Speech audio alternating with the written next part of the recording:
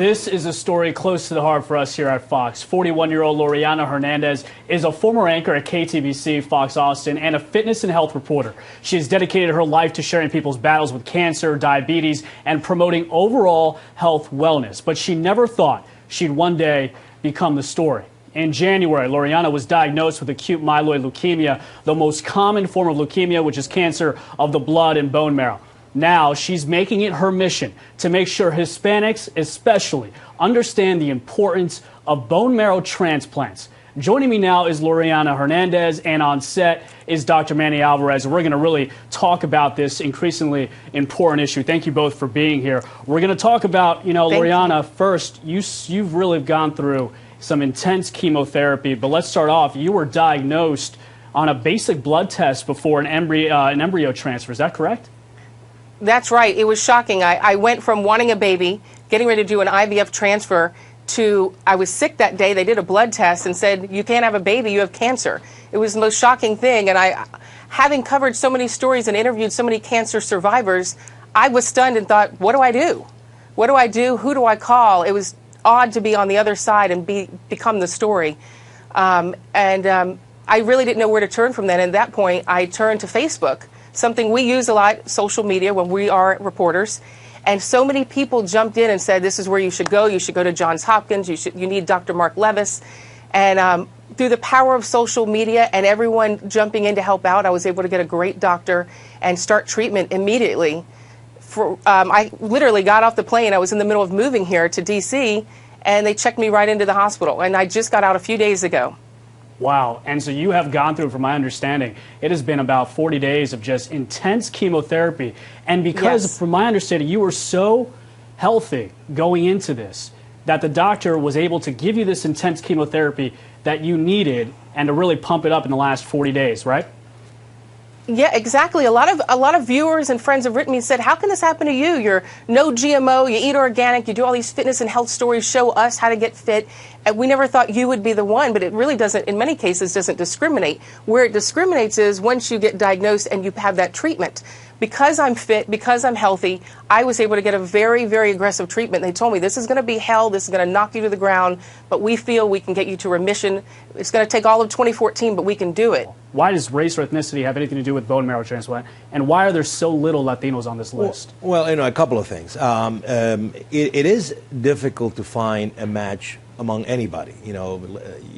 My probabilities of finding somebody who has very similar type of DNA, let's say, for a simple conversation, is maybe 30%.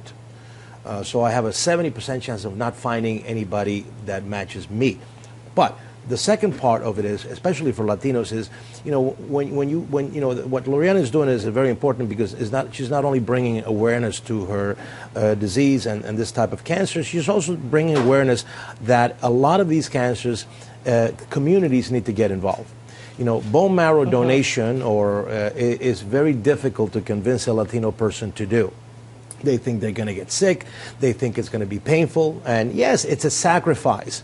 So it's like donating blood for blood banks, So Latinos don't tend to have a very proactive approach in going directly to the hospital and calling in and saying, hey, why don't you check my blood? I might be a match for somebody. And that's one of the problems that Latinos have to realize, that bone marrow donation can save a life. Latinos do get leukemia. They do get cancer. Sometimes it's required. Absolutely. It's important to get involved. Yes, in the Caucasian population, that message is more, has been more present for the longest period of time. So you see more donations. There's a human point to this I think we need to really concentrate on here too. You have been documenting your entire journey on a blog. Yes.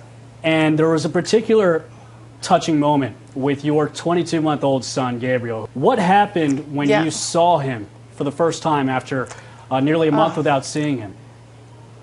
I cried every day. I walked those hospital halls every day because they told me, if you're well, you're going to fight this, you're going to get out of here. They would see me walking at 3 in the morning and say, why are you up? I said, I'm walking for my son Gabriel. We did IVF to get him. I worked hard to get him. He is my world and my rock, and my husband Caesar. And I had visions of him running into my arms and saying, Mama. And when they brought him to the hospital to see me when I was checking out, he didn't want to talk to me. He didn't recognize me. I don't know if he was just traumatized from being away from me for 40 days. I can't explain the pain as a mother to have your son not want you to touch him, to hold him, to even say the word mama. It took 2 days. I'm sorry I'm starting to cry, but it took 2 days for him to warm up to me and remember me. And I can't imagine now.